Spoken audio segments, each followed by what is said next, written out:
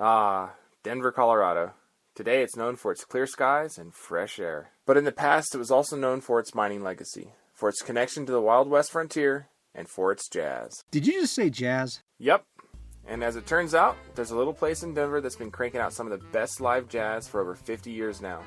It's a place where some of the most famous people in the world have played, sung, or listened. And it's probably a place you've never even heard of. This is El Chapultepec in Denver, Colorado. And if it's not drunken history, I don't know what is. El Chapultepec, or the Peck, occupies the corner of Market Street and 20th Street in Denver. If ever there was a story about a bar that's actually the story of the owner, then it's the story of Jerry Krantz and El Chapultepec. After chasing him for 2 days, we finally got the opportunity to sit down with the iconic owner, Jerry, and his daughter, Angela. The building is 1893, I think. My father-in-law opened it up as the bar on the 4th of July, 1933. I took it over in 58 and been running it ever since. What kind of bar was it when he opened it in '33? Was it Just shot and beer. Yeah. Did they have live music back then also? Yeah. Was it jazz? Yeah, they had not jazz. They had just country, Mexican mariachis and. Back in '33? Yeah. Had the mariachis and different guys coming in singing Western and whatever they could. But Jerry's love of jazz paved the way for the Peck to become one of the greatest jazz bars in the U.S. and for Jerry to become a legend. I brought jazz in 1958.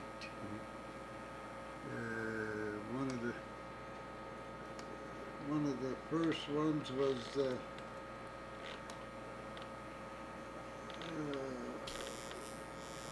middle one there, Buddy DeFranco. He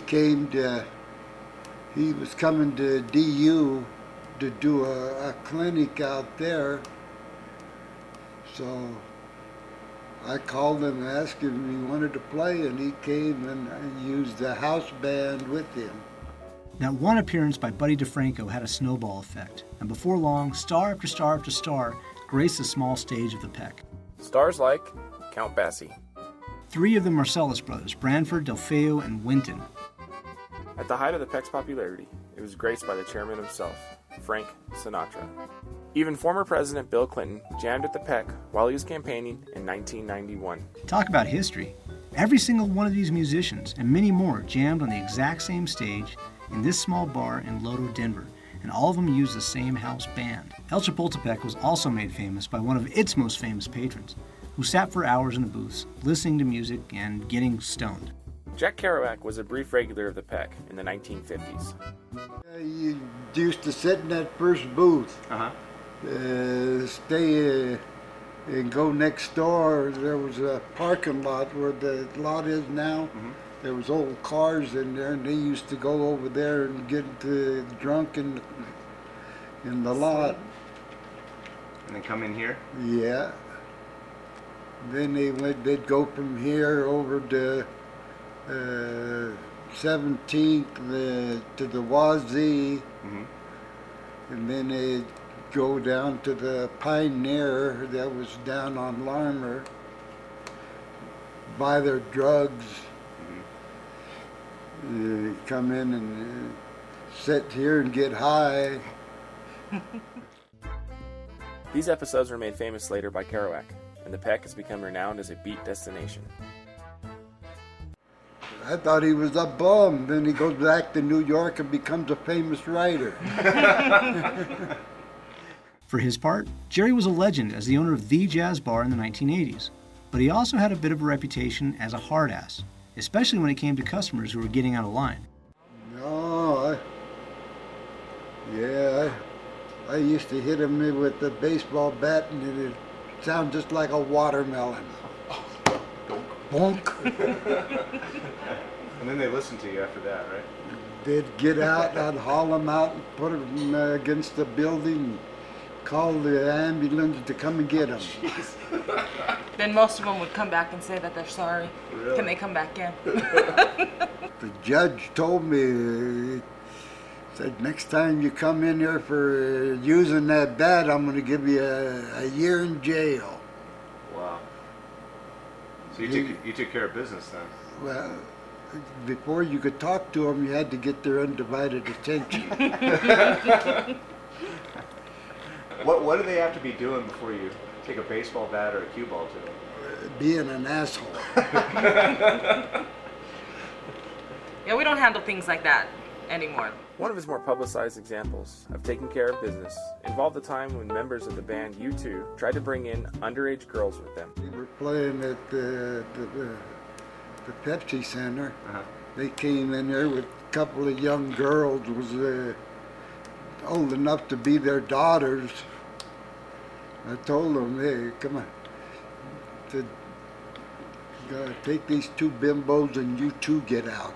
And they, Time caught up with Jerry as it does with everyone. In 2006, he suffered a stroke and a heart attack, and another stroke not too long ago. Now he really comes down to his beloved bar, and it feels as if the king is no longer on the throne.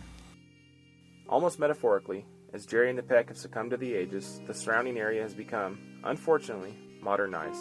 Downtown Denver saw revitalization in the 1990s. One of the main catalysts for this renewed downtown Denver was Coors Field, built just catty-corner to the Peck. Coors Field set off a renaissance of downtown building, and before they knew it, the Peck was surrounded by modern chain bars, lounges, and restaurants, soulless and lacking character, but they were also drawing away customers. they go to the movies and then they come here afterwards. They hit all the clubs and just jump around. It's a younger crowd downtown, so Yeah. they don't appreciate the jazz like they used to back in the day. Do they even come for the jazz, or they just come? Well, for now it's blues and funk on Friday and blues and Saturday, funk. so Yeah. yeah, the straight ahead jazz just doesn't keep the people in not on weekends. Really. And Kind of sad. That's what this That's is what known. it's known That's what for. it's known for. Yeah. Jazz. Since '58. Yeah. Despite the new construction around them, El Chapultepec has remained steadfast to its roots, and much of it remains exactly like it was when it was first opened back in 1933.